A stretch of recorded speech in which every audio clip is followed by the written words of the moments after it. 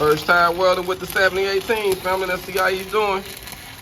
You got a good angle. Just remember to keep it close. Keep it close. You're too far away. You're going too fast. Slow down. Slow down, come on. That's it. That's tight. That's it.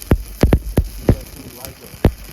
Keep it tight. Slow down. That's it. That's it. Slow down. Get that angle. You right on it. That's it. Get tight. Get tight. Did pretty good for the first one. Now, we can just look at the slag and see how you start off good here, and then you went fast, and I said, slow down, slow it down.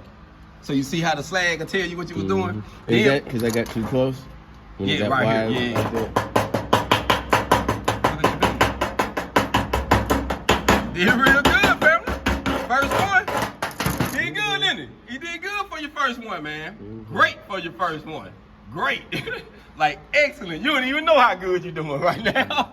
Don't it, man? Does this got to be cleaned up? Yeah. You do the same thing. You can use your, I just use the brush? Yeah, you can use your rod brush, or you can use this. But that, you see how that slag comes off easy. Okay, so you can just use your brush with that. Yeah.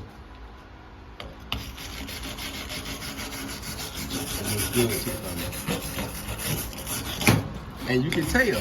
See, right here in that first piece, you can tell you went too fast. You started off good. And then you started, I don't know, you started out, you had it perfect, and then you just say, I'm ready to go. And you just shoot. If I would have told you to slow down, boy, you would have been gone. It would have been over. But he's doing good, so let's dive back into it and get us another run. That was a good one, man. That was a good one. And so, yeah, go on, and just remember this. So you see the way that looks on the end, that's slag. So use your glove on the tip of the end and pop that off.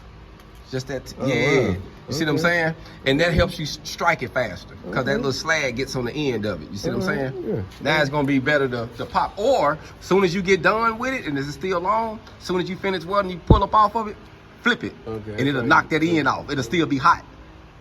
All right. That was a good one. Let me zoom in on that one more time, fam. But you did so good on that. You did so good. All right, we're gonna dive into it again, fam. That's great.